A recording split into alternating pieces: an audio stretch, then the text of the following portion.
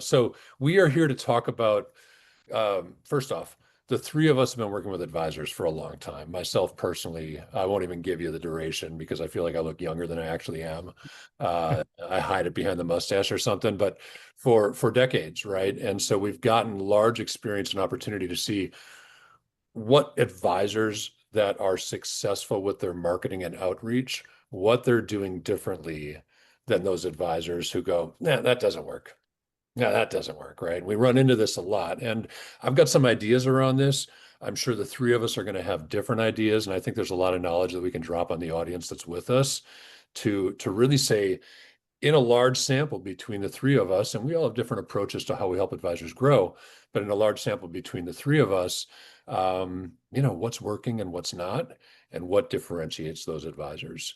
So if you are here today to learn about, maybe why your marketing isn't doing as well as you expect it to, if you're here today because maybe you're young in your practice and you want to know how to kind of kick that off the right way so that you've got consistent growth over the years, you're in the right place. So thank you for joining us today. I am joined by my good friends, Derek Pollard from Constellar Creative. Derek, thank you for joining me. And Laura Garfield from Idea Decanter. Thank you both so much. I'm going to shut up for a second. Derek, why don't you go first? Tell us a little bit about you. Oh, goodness gracious. That's a long answer if we're going to go into the personal Well, we only background. we only have about 55 minutes, so I'm going to give you the short version. All right. So I have been working in advisor marketing for shorter than you have, although I also don't want to discuss my age. I think it's a little clear from all the white in the mustache. But I came to this from a background in higher education, editing and publishing, and writing, creative writing. So that really explains the creative part of Constellar Creative. Constellation, right, is really at the center of the way that we work. So that notion of collaboration and connection is really important. I think this webinar is a great example. I know we're going to be talking about that. So bringing those two things together, helping advisors tap into a creativity that may be lying dormant, they may be unaware of, they may not think is quite appropriate to the profession or the context, and allowing them or helping them find ways to bring people into what they're doing instead of just consuming marketing, participating, becoming invested in the mission, in the vision, and actively participating. Awesome. Love it. Laura, your turn. Let's hear about you and Idea Decanter. Well, I am co-founder of a video marketing company for advisors called Idea Decanter, and we have been in this for 11 years through this evolution of on-site video production to remote video production with a transition from kind of highly produced to more short form vertical. And with all of the firms we work with, we're pulling data, pulling information about what works, and using ourselves as sort of the test monkeys. Sharon, my co-founder, and I are constantly trying new tactics on different social platforms and with marketing for Idea Decanter so that we can test it out first before we take those tactics to advisors. And what the three of us really wanted to do today as we pulled together the points and the topics for this webinar was to be practical and tactical. So to give you some things you can walk away from this event and really put to use for your own firm. Love that. So, and I'm Charlie Van Derven. My company is Social Advisors. I think we founded this in 2013. I would, we're very process focused. So while we get lumped into or we become part of marketing for the industry, I really view us more as business development. So while the content's important and we create that, and some email marketing is important and we create that, what we've done is over the last 12 or 13 years developed a very specific process that helps advisors grow their email list, use event marketing to help convert. So we'll get into some of that as we talk about it, but I believe the three of us complement each other extremely well because we've got different angles on this and different experiences with the advisors. So yeah, very cool. So Derek, let me start off just by asking some questions. And like I said, we'll turn this into a conversation. Let's start with niche, right? So I run into a lot of advisors that are afraid to choose a niche because they feel like that might alienate the people they already work with that may not fit that niche. I run into advisors that say, yeah, I've got a niche, pre-retirees, Yep. right? And so how can financial advisors determine if they truly have defined a niche or just selected a vague market segment? Well, I mean, uh, we're going to use some exaggerated examples today. So I'm gonna suggest most advisors, certainly the advisors on this call, have gone past my ideal client is a pre-retiree. Yeah. The question really becomes, how much further beyond that have you gone as an advisor? And I think that I'm not suggesting everyone goes back and gets a degree in psychology and in anthropological or sociological research. But I do think it's really important to develop not just, we're going to use a lot of buzzwords today, and I hope we help puncture some of those. It's not just about an ideal client profile. I mean, even the word ideal client, I think, is getting overused a great deal. It's about determining the person you see in your mind's eye when you're sitting down and thinking, okay, this is what the website needs to do for us. This is what this social media post needs to accomplish for the firm. Cool. There's one person. I always refer to it as your audience of one that you're aiming to write to. Now, I don't want to frighten anyone off. It doesn't mean you're writing thousands of differentiated pieces of content, but you're writing to one person each time, and that person is your next client. If you have a name for that person, if you can see them in your mind's eye, I'd like you to jot some of that information down if you haven't already. But also, I really want you to write, to record, to speak to that particular person. If you're doing that, you're defining a niche. You're defining that audience of one, the person who's going to become your next client. You're not just stopping at a sort of accumulation of demographics and psychographics. I think that's part of the problem too. Okay. You get past my ideal client is a pre-retiree to, well, my ideal client is a woman who's in her 40s and 50s who's going through a divorce. You're getting there, but you still haven't gone far enough. What are her concerns? What are the questions she's asking? What is she searching for online as she's making decisions that are going to impact her life and potentially the lives, if she has a family, of her children? Once you start operating at that level, you've defined a niche. And Charlie, I want to say, you've said something very important here. Niching, it's daunting to a lot of people for the exact reason you've pointed out, because the fear exists that you're going to turn people away. Here's the thing. You totally are. Except that's not bad news, because the people you're turning away are the people who are not a good fit for you. You're saving them time by letting them know, hey, look, probably want to keep searching. You're saving yourself time. Everyone wins there. It gives you more of an opportunity to work with the people you're best suited to work with. I love that. Very I cool. think it's easy to lump into that description, Derek, that like your ideal client is, someone who takes advice and someone I enjoy working with. Well, all of those things are fine, but that really has nothing to do with your niche or niche, whichever you prefer. But I think there's a quick test for it, and it's how many words does it take? And if it's a couple, you haven't gone deep enough. If it's business owners, if it's divorcees, if it's pre-retirees or retirees, multi-gen families, you have not gone deep enough. If it is high-performing sales execs with variable compensation, you're getting there, because then you're starting to think, well, what would their problems be?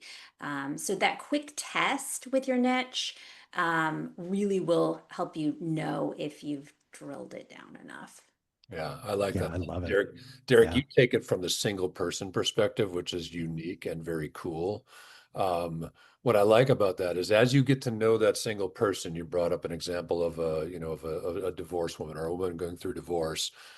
Their pain points are going to be very much the pain points of everybody else in that position in life. You've got it. Yes. Yeah, yeah. Yeah. And I think when you can narrow that down, and I've got some examples, I know you guys have some examples to show as well, but when you can narrow that down, now, of course, you're speaking uniquely to one person when you get that opportunity. But when you're speaking to a larger audience, generalizing your marketing, like your content, to fit those pain points, is going to work for a broader audience. But starting with that one persona is so important to understand what that, what those pain points are. Well, you're reverse engineering so you can scale that level of depth and detail, right? I talk a lot to our clients and others about the difference between vitamins and medicine. Yeah. Right. A lot of advisors are enhancing lives until we can find the pain. Many, many, many more people are taking medicine than they are vitamins. We want to try to provide medicine to a difficult point for that professional or that person, whoever it may be. Yeah. And Laura, that's such a great quick test. Those little vibe checks and litmus tests are so important. So again, that's a really good one. If you've got a 3-word ideal client profile, let's keep working it. Yeah, I Get agree. deeper. Yeah. Exactly. Yeah, drill down, right? Get narrow. I'd rather be a big fish in a small pond than, Well, And I think, go ahead, Derek. oh no, I'm shutting right up. You go for it. I was just going to say, what we see is that even when you do get specific, you don't necessarily eliminate everyone. Right. When you are speaking to a target audience, like pilots who work for Delta, you don't necessarily eliminate the chance of having other prospects walk through your door and say you're a right fit for me. But what you are doing is getting yourself much further down the trust path with those right fit clients. I think the scariest thing you can do in marketing is speak to a narrower audience. And when we started our company, we were video marketing.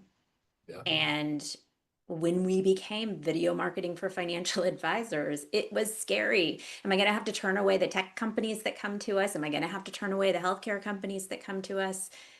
No, but I'm only going to market to financial advisors. I've got a very similar story, and I'll go fast because I want to make sure we move, we get to some of the other questions. But Social Advisors was, born in 2013, but I started building websites for advisors or with a team of people back in the late 90s. Right. And when I started this completely self-funded business, my wife and I, who had a meager savings at the time. And so we took revenue where we could find it in the beginning. Right. We ended up with a lot of local clients, like the neighbor who owns a restaurant. Can you market for me? Sure, we can market for you. Right. And it was, I would say, probably 3 or 4 years in that we rededicated ourselves to financial services where, I had a decade plus of experience. And it changed the outlook and the trajectory of the business completely. So, yeah. Anyway, and furthermore, really independent advisors and RIAs. So yeah, similar story there. So, we got a couple of examples to show. Yeah. So let me share the PowerPoint, Derek, and we'll start with Frank. And let's get practical and tactical. there you go, practical and I like that. Well, that's great. And also, I'm a big fan of show and tell. So yeah. I mean, that's nothing more inspirational than taking a look at. Yeah, there we go. All right. Yep. So again, before I say anything here, what we're talking about is messaging that's geared toward or aimed at your ideal client, your audience of one. So just take a second. 5 is what research suggests you're going to spend on this, 3 to 5 seconds. And note what you're seeing here. I've always found Frank to be doing incredible work. Yep.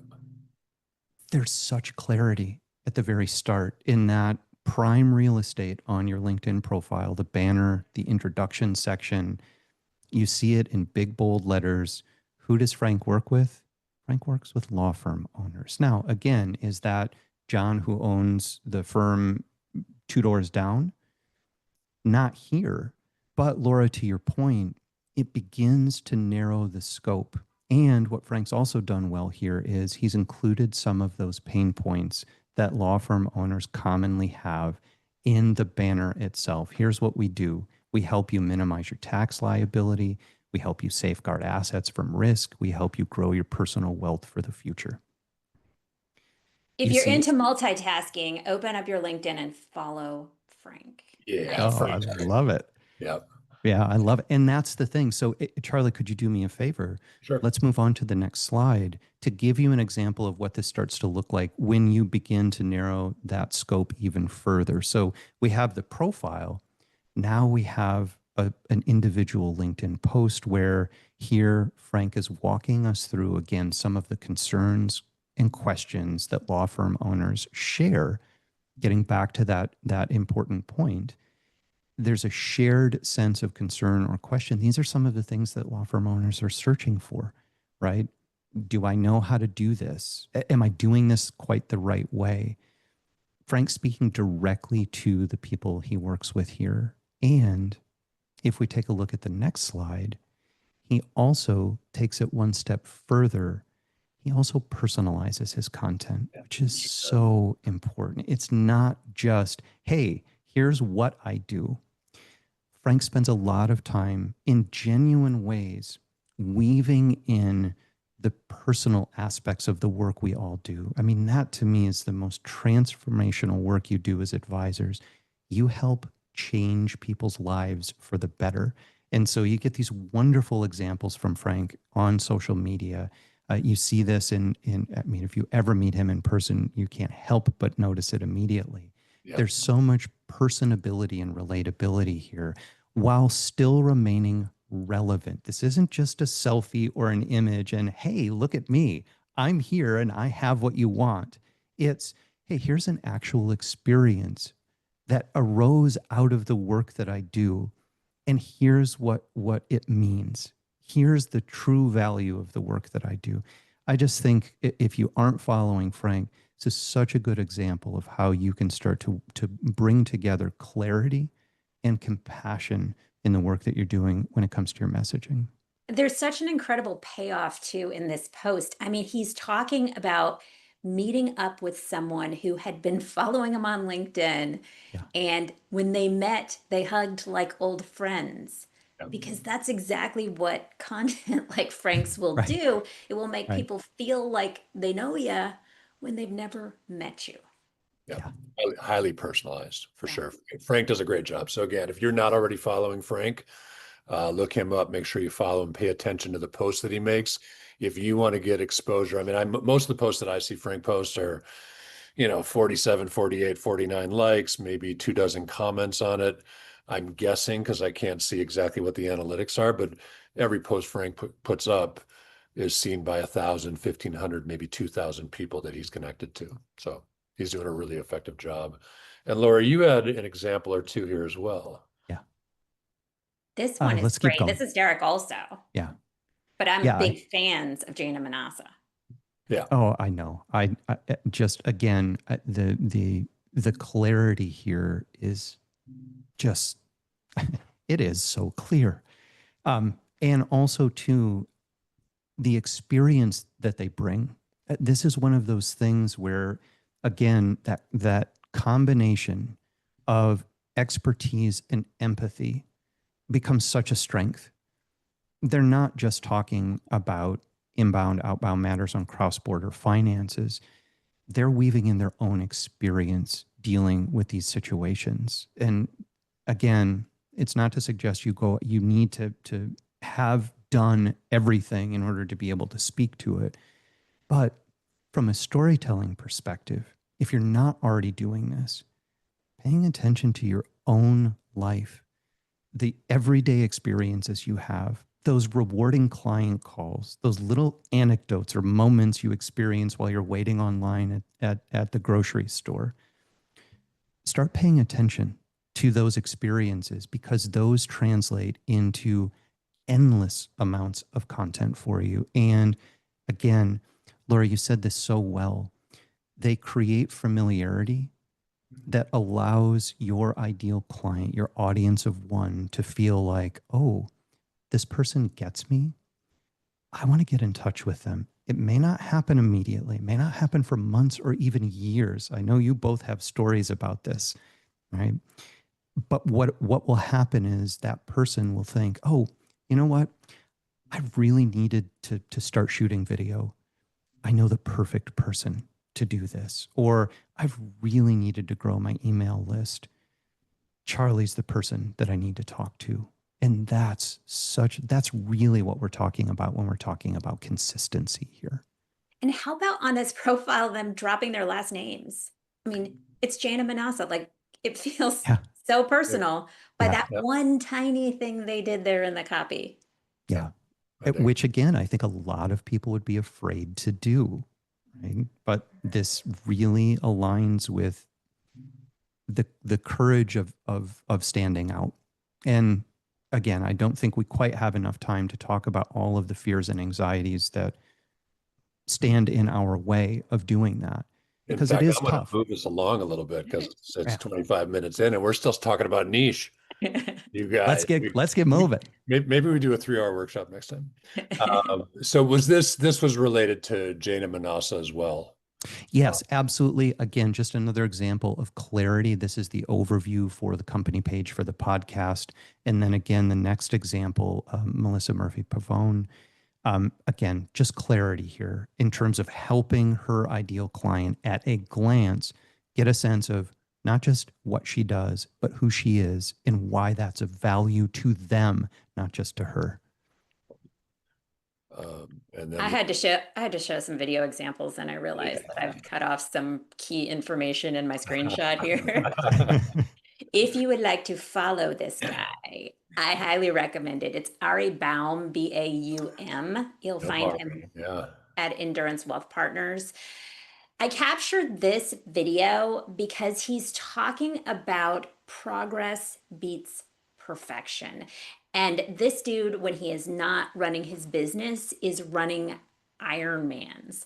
He is just this crazy athlete who didn't even find his way to sports until his 40s, like, and has just accomplished so much. He is truly a role model for me. And when he brings what he is passionate about outside of work into his content in videos, it performs so well. And so this just underlines the idea that when you can get personal, it will connect. And then the next two examples are on the left here. This is Jerry, and he is also a cross-border specialist, but a little bit different. He works with Canadians who snowbird, mainly in the US. So he developed this app, Snowbird's US Day Tracker, and he truly embodies the lifestyle of the snowbird also. He is a financial advisor who spends the nice months of the year in Vancouver, BC, and the rest of his time in Maui. And a lot of his videos he shoots in Maui because he's talking about things that snowbirds care about. And he does that from the beach. And that really brings his message to life. And the last example, I would highly encourage you to follow Tracy Richmond of the Makem Group.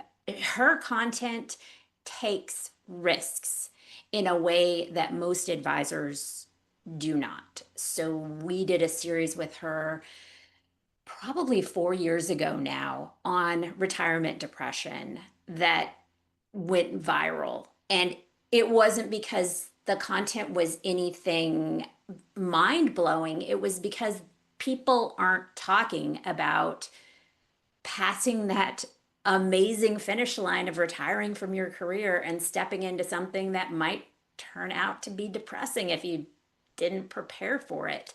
And she did a whole series on retirement depression. It got huge traction on YouTube. But more importantly, she had people coming to her from her own client roster saying, I am so glad you did this. I felt like I was the only one.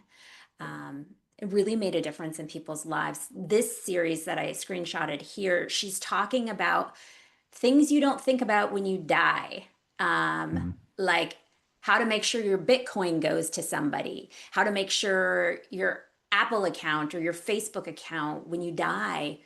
That's all part of legacy planning. And so she has these short vertical videos talking about those topics that a lot of advisors aren't talking about. So think about what risks you could be taking with your Yeah, content. that's great. And I hear that a lot, Laura. Yeah. Many of our clients and the coaching clients especially, have kind of shifted to providing some of that support through retirement because people's lives change. They have all these plans. How many stories do we know about people who retired and 3 months later were sick with something, right? Or got into this sedentary lifestyle of waking up and turning on the TV Mhm. and not doing the things that they had planned to do for so many years. So I think advisors play a great role in that regard with a ton of experience.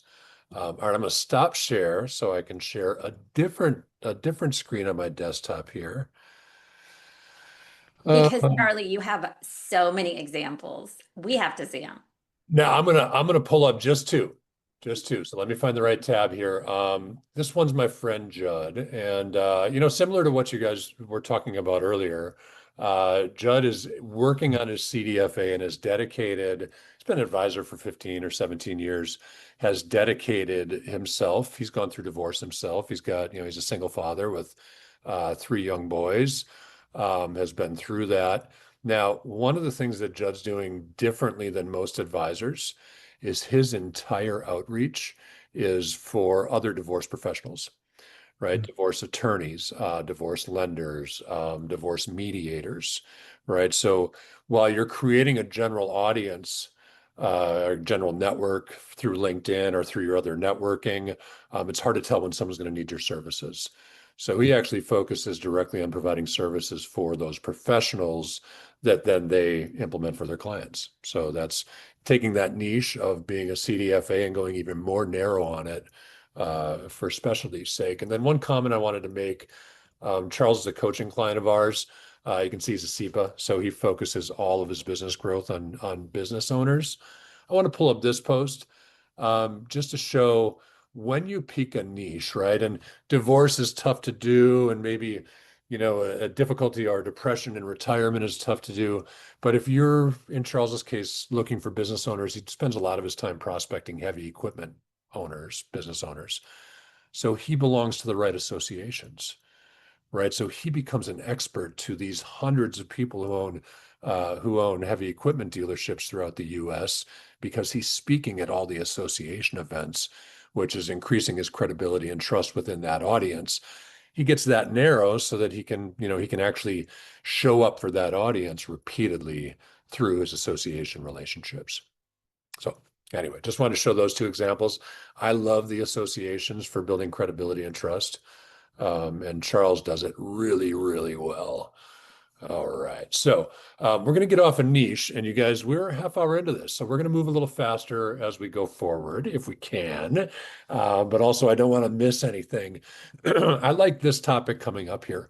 One of the things that I see advisors face with, and our clients, right? And I'm going to call it the shiny object syndrome, Mm. right? Where the latest, greatest, newest marketing thing is coming out, or we're going to send you 15 leads next week without knowing who you are or who it is you're prospecting.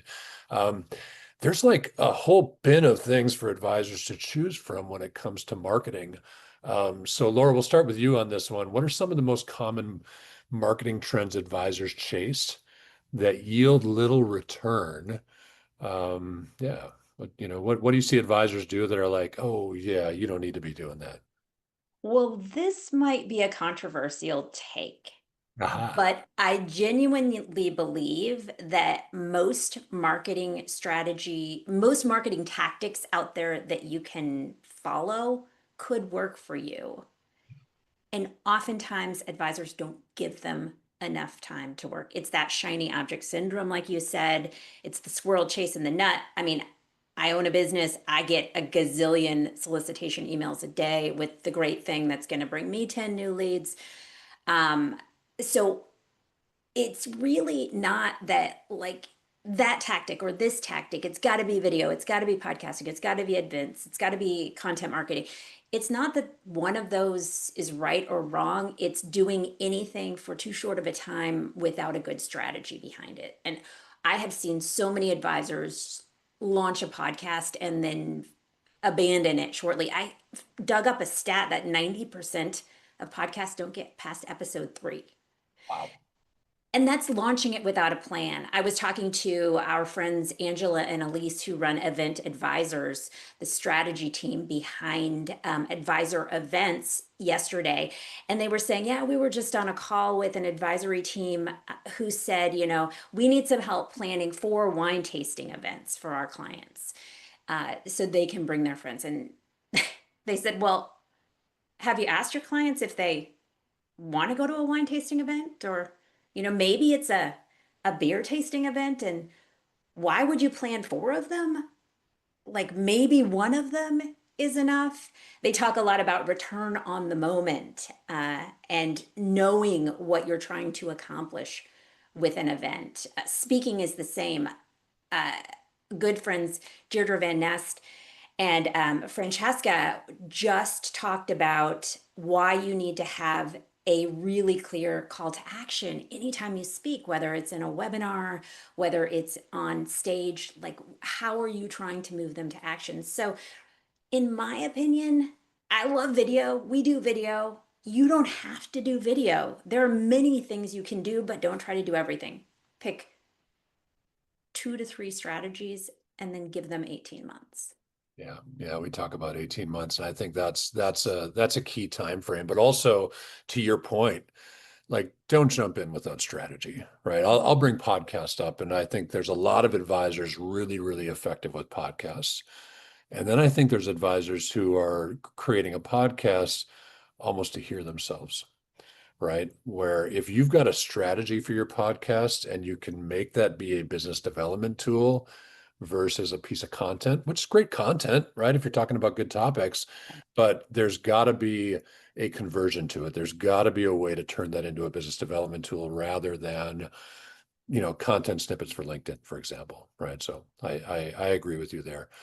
Derek, your thoughts, are there any particular marketing tactics that we see all over the place that drive you nuts when advisors say they're doing it? Yes. I was sure there was. But let me first say this.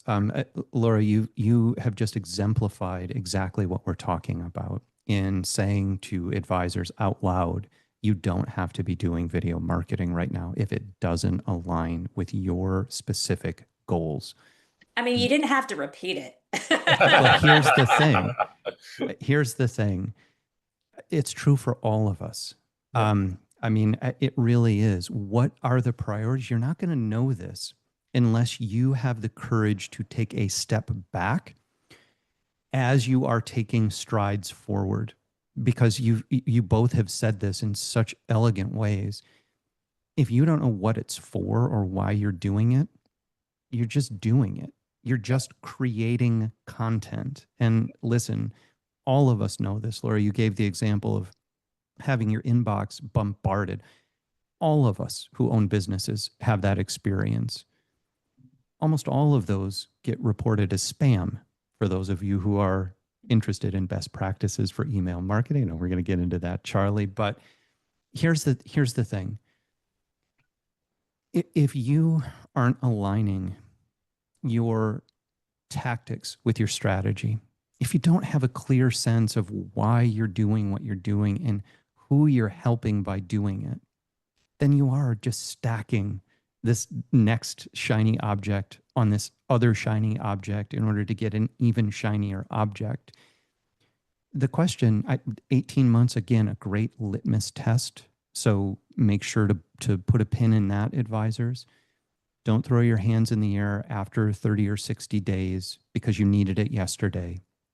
If you've already had a negative experience, been overpromised without the delivery, you want to make sure you do due diligence and find the right marketing partner who's going to help you succeed.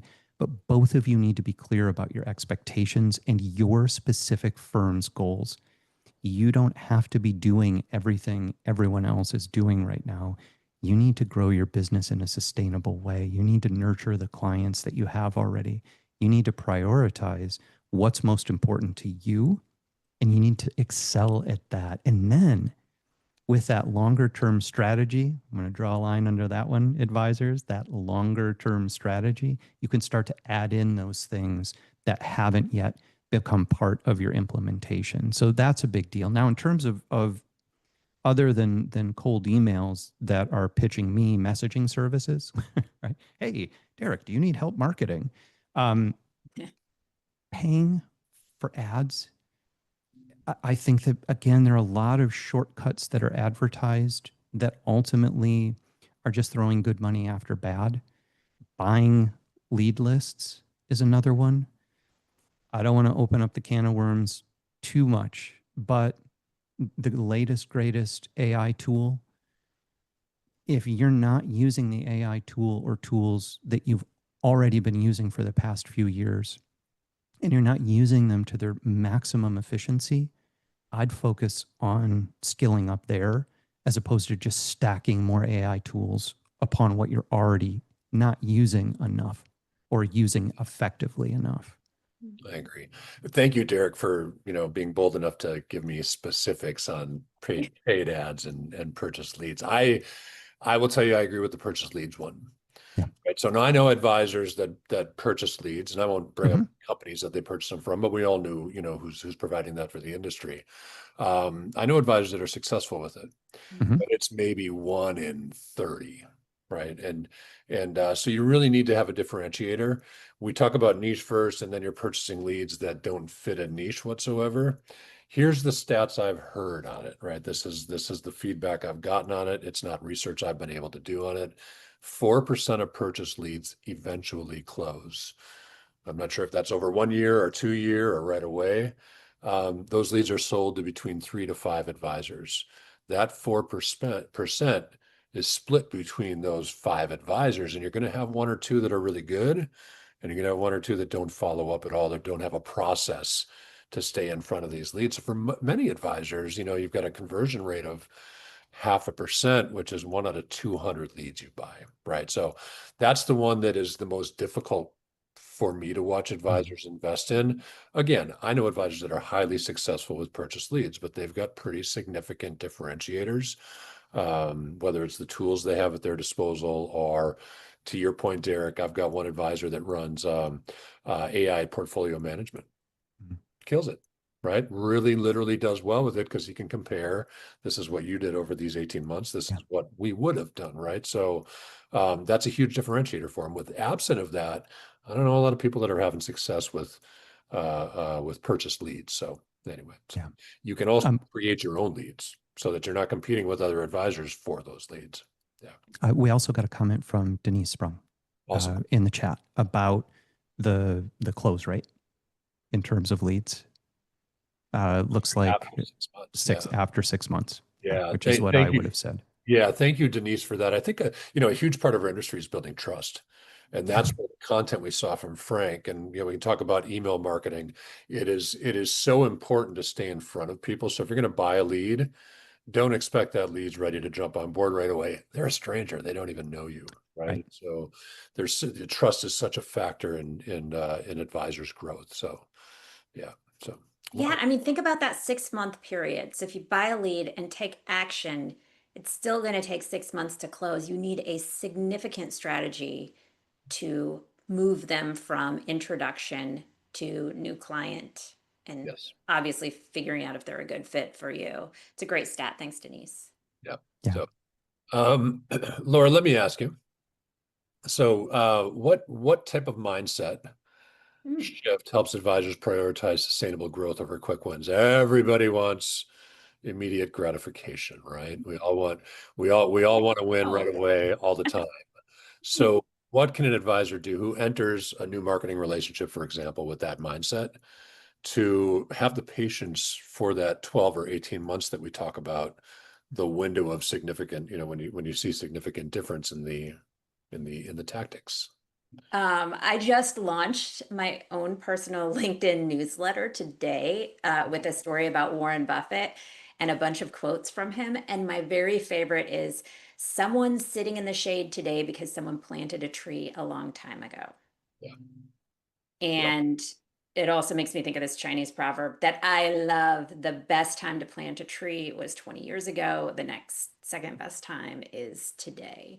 And so both of those to me really speak to the trust you have to put into your marketing strategy. I'm not saying like go in and then just stop caring, but when you are obsessively picking apart numbers every week, you are not going to clearly get to your goals. You're going to get so much in your head that you're going to fail before you can succeed. You're going to abandon it. So I think really going in with that long-term mindset is important. Yeah, agreed. Let's shift to messaging. I'm skipping a couple of the questions that we had prepared, you guys, but I want to keep it within our 1 hour. So let's skip to messaging, Derek, and you're the perfect person to start off with this. What do you see as the biggest mistake advisors make when trying to articulate their value? This one is a lot simpler than we often make it. And it may sound a little rough around the edges, but that's not how I intend it. Too many advisors don't take their own advice.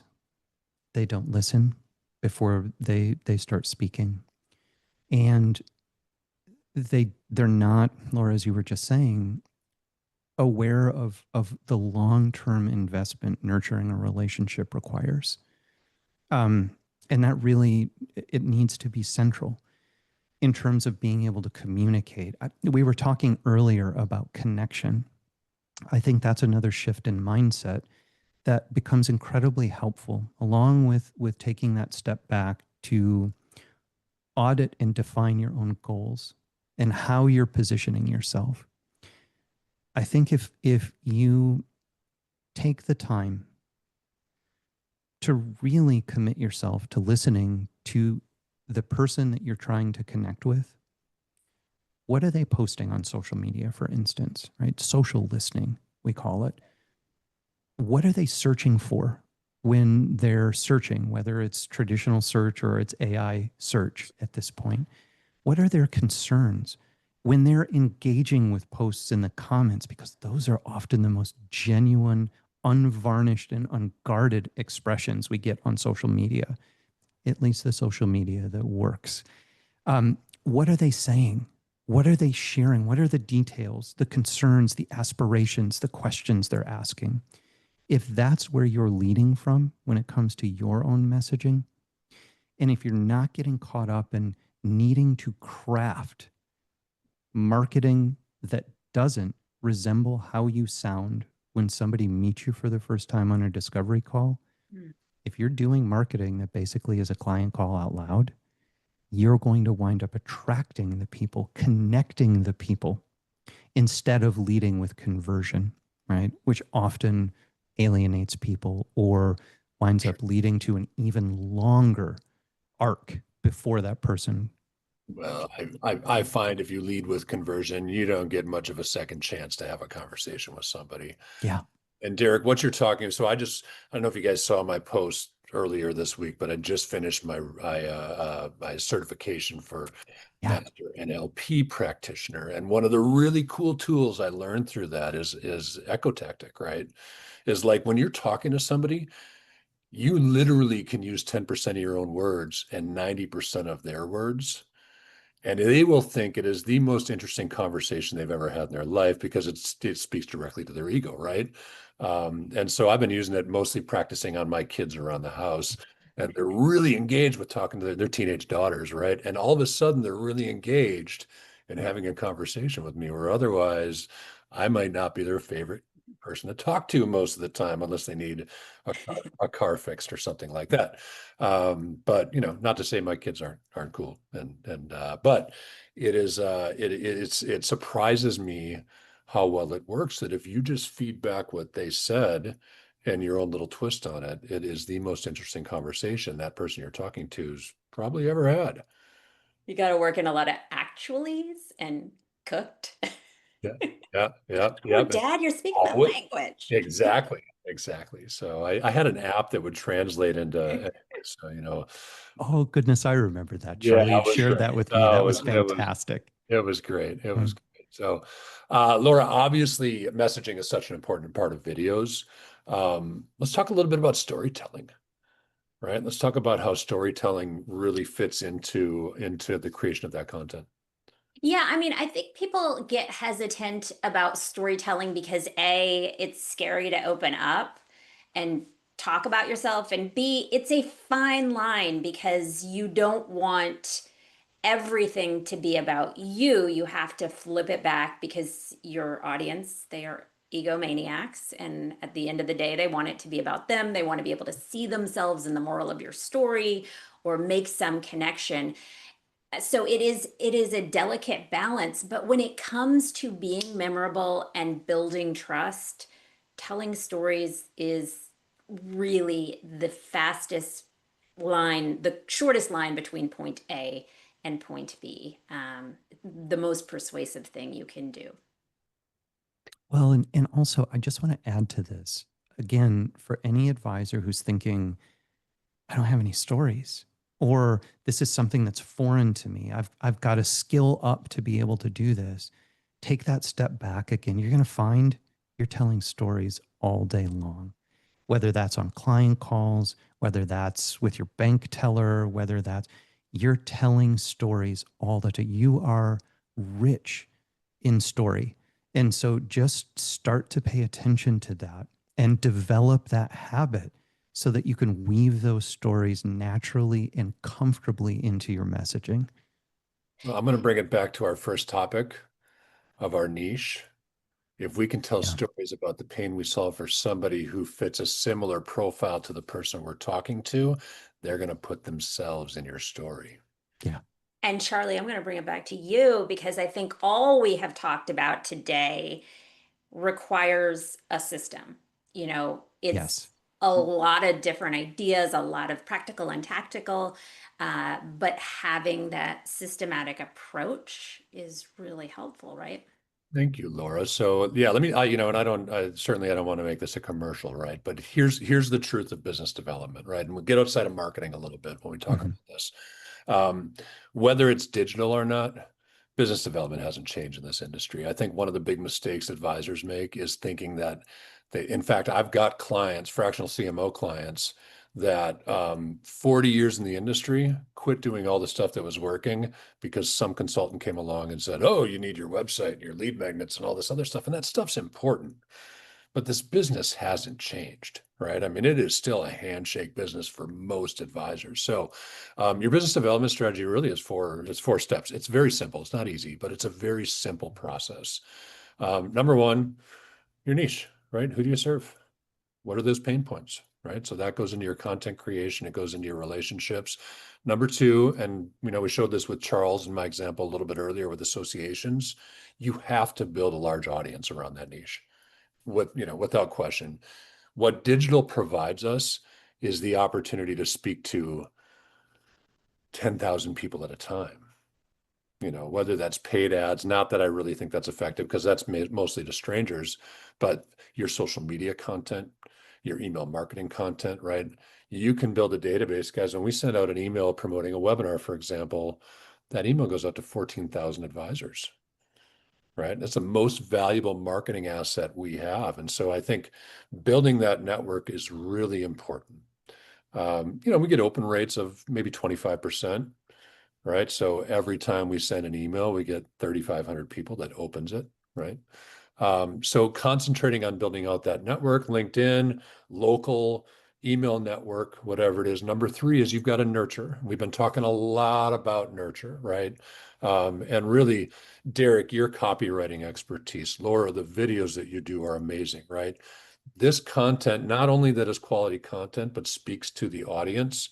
Um, that's the nurture, and it takes a lot of time, right? If you hook up with somebody on LinkedIn or at an association and you shake hands, most of the time, someone's not ready to do business for 6 or 12 or 18 or 24 months. So the challenge is having a system that keeps you in front of them for that amount of time. And might I add, with value. right? So if you send out Yeah. content that has no value, I'm not going to bring up any specific companies, but there's a lot of canned content in our industry. If that's all you're sending, there's very limited value for the audience that's receiving it. It doesn't speak to them. It's just very, very general. And then finally, the conversion to that. So you've got who's your niche, build a large network, nurture that network, and then you got to convert. And it's events, events, events, events, events. Small events with the right people, large events with a big audience. A webinar like this, right? I mean, so we'll, undoubtedly get people to reach out to us after the webinar who have some curiosities. This business was large, or this industry for many advisors, their book of business was built on seminars. Mhm. Seminars are expensive and they're hard to do. And you got to get the mailers out to the affluent audience. Well, if you got a great email list, you don't have to do that because these people know you, right? So events, events, events, events. And so out of that, if you do an event, say once a month, you do a webinar event, say once a month, you're going to have 8, 10, 12, 15 people attend it. Maybe you get 50 registrations for it. That's how you develop prospects. And it's just consistency, right? It's just sticking with the process. I'll share with you just a couple of screenshots here real quick and keeping an eye on the time. I know we're getting to the end. And incidentally, don't go yet because I've got some QR codes where you guys can get some great giveaways. So stick around for a couple more minutes. We'll get to those QR codes. And I while you're, love that you're giving this insider look at the system yeah, that you use with events because it's so valuable. yeah. Again, it's Yeah. it's a simple process. It's just you just got to be consistent with it. That's it. So this is just a snapshot of we run some CRM for advisors, and this is one of our clients. You can see the dates, right? So every day they're adding one on the 9th. I might have taken that midday on the 9th, so it probably was more, but adding 4 email addresses on the 8th, adding 5 on the 7th, and if we went back and back, of course, this was a weekend between here, right? So just building that email list consistency, and there's lots of ways to do that. LinkedIn's great for it, but certainly there's other ways to make that happen. And then this was an event that we just recently promoted. So what I would say about this is they had 52 registrations. That's great. They actually had a very low attendance rate, but because they've been speaking to this audience for so long, this is an email that was sent to me, Deborah. They had 7 book calls out of a 1-hour event, right? That's a 50% conversion to meetings. So it's just because they do a great job in nurturing, is what it is. So, all right, cool. So let me share some QR codes. Laura, tell me about the video report. Talk about cool. I'm so excited to be launching this because we built it and had to get it ready in time for this webinar. And so, like planting a flag in the calendar and running. It has taken a significant amount of work to build this for you, but it is this brand new diagnostic for advisors called the Video Ready Report. It really was designed to help answer this question. Is your online presence winning you clients or losing them? Because we know, as Derek mentioned before, first impressions aren't made in your office anymore. They're made online in under 7 seconds. So this Video Ready Report gives you a clear, honest snapshot of how you're showing up across digital channels and where you might be leaving opportunity and trust on the table. So you're going to get a custom report analyzing your LinkedIn, website, YouTube, and more, actionable ways to increase your visibility and credibility right now, and a roadmap for how video can amplify your message and attract right fit clients. You don't really need to guess what your brand looks like from the outside. We are going to show you. Just follow this QR code. Your custom report is absolutely free with no strings attached.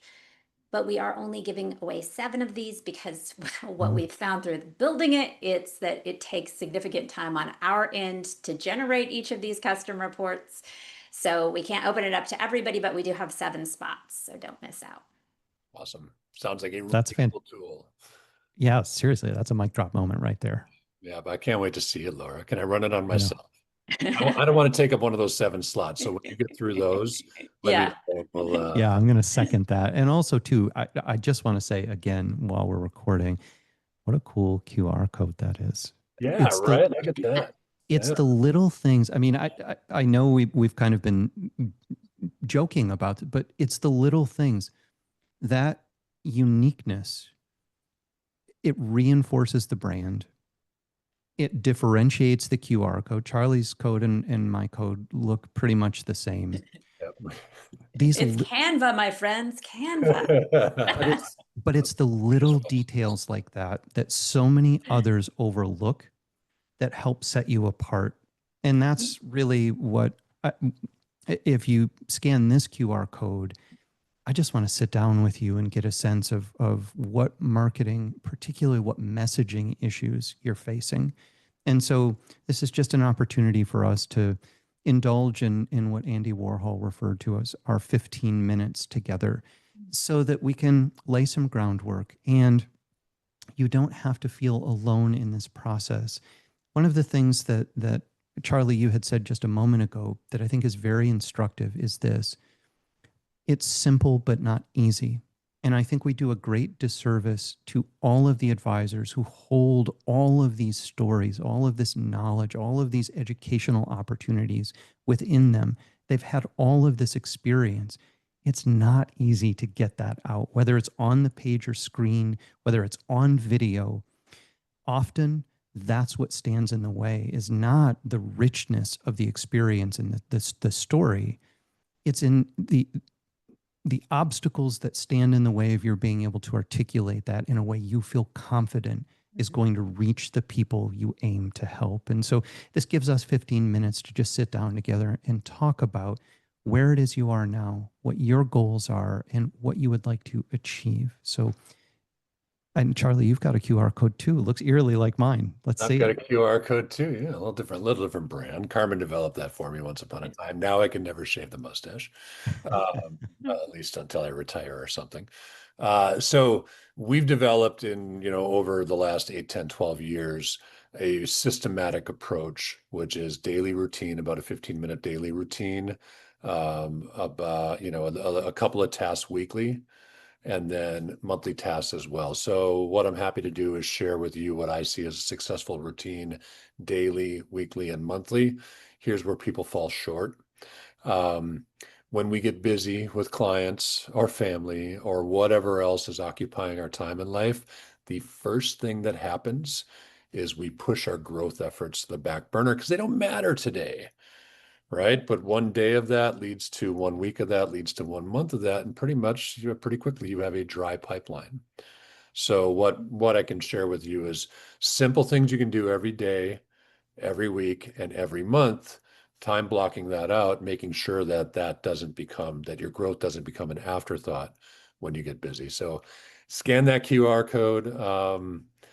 I did this on Canva too, Laura, but I didn't find the cool drop your logo in the Send me that mustache logo and I will hide your mustache in your QR code. I love it. I Oh will. I'll my get you goodness there. gracious. Look at that.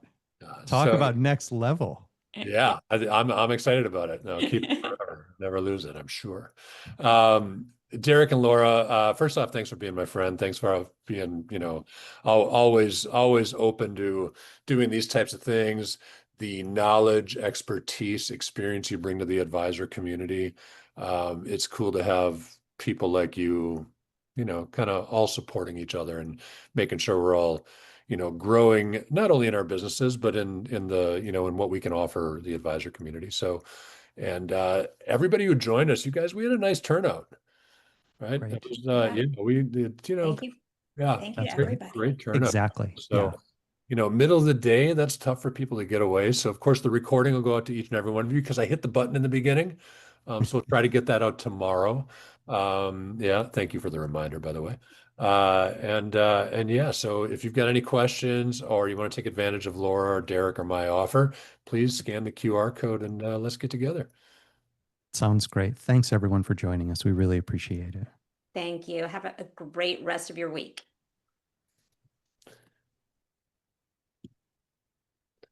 We do have a couple in the chat yet, you guys, so forever sticking around. Nah. Yeah, all right. Cool. Awesome. Lots of good feedback. So Good. thank you guys.